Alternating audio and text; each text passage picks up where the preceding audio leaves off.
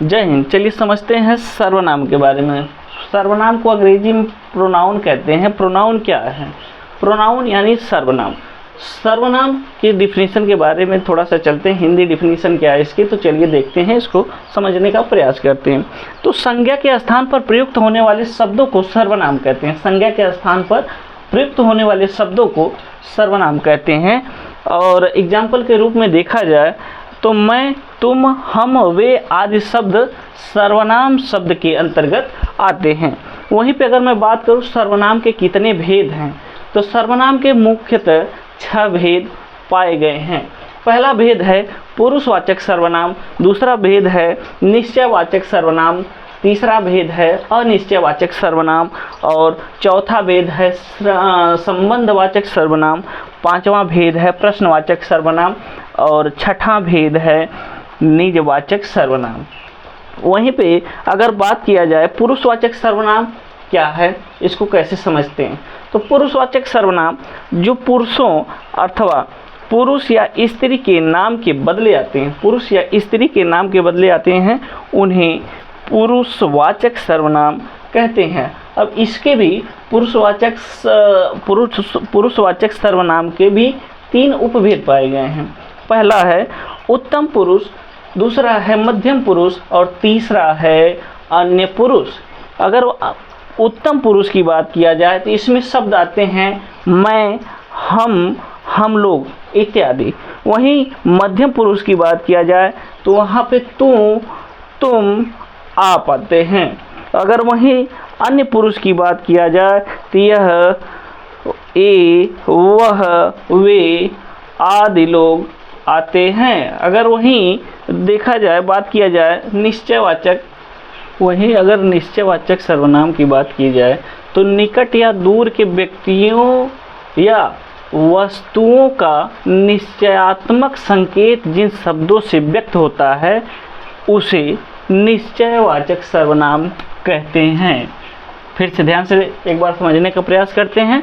निकट या दूर के व्यक्तियों या वस्तुओं का निश्चयात्मक संकेत जिन शब्दों से व्यक्त होता है उसे निश्चयवाचक सर्वनाम कहते हैं।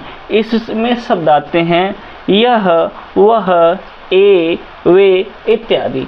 अगर यही से बात किया जाए, जैसे जहाँ निजता का आता है, जैसे यह कलम मेरी है, यह कलम मेरी है, यह देखिए यह कलम मेरी है। आगे चलते हैं, तीसरा देखते हैं अनिश्चयवाचक सर्वनाम। अनिश्चयवाचक सर्वनाम जिन सर्वनामों से किसी निश्चित वस्तु का बोध नहीं होता है वह अनिश्चयवाचक सर्वनाम कहते हैं, उसे अनिश्चयवाचक सर्वनाम कहते हैं। फिर से एक बार ध्यान से समझने का प्रयास करते हैं अनिश्चयवाचक सर्वनाम को, और इसकी डिफिनीशन है कि जिन सर्वनामों से किसी निश्चित वस्तुओं का बोध नहीं होता है उसे अनिश्चयवाचक सर्वनाम कहते हैं। अगर मैं बात करूं, इसमें शब्द आते हैं कोई, कुछ इत्यादि शब्द। जैसे उसने कुछ नहीं लिया, उसने कुछ नहीं लिया, मतलब वह क्या है, कुछ नहीं लिया है, मतलब अनिश्चय है, उसने निश्चय नहीं है, अनिश्चय है कि उसने कुछ नहीं लिया।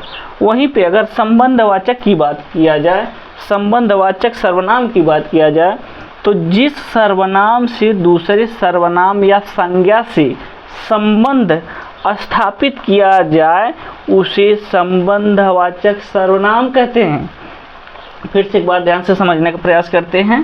संबंधवाचक सर्वनाम, संबंधवाचक सर्वनाम जिस सर्वनाम से दूसरे सर्वनाम या संज्ञा से संबंध स्थापित किया जाए उसे संबंधवाचक सर्वनाम कहते हैं।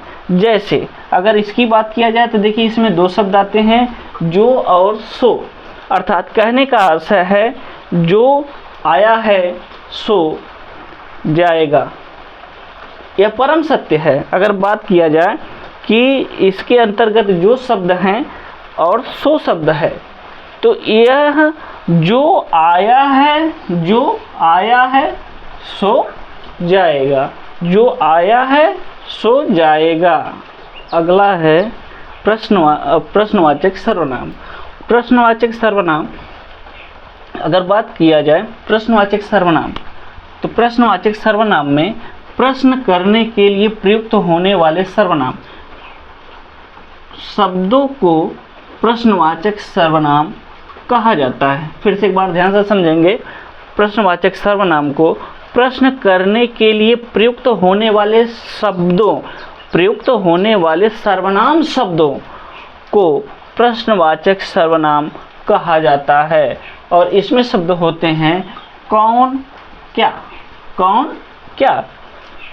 अगर इसके में देखा जाए तो इसका प्रयोग कैसे किया जाता है कि कौन आया है, ये देखिए प्रयोग इसका रहा, कौन आया है। दूसरा है दूध में क्या गिरा है, ये देखिए दूध में क्या गिरा है।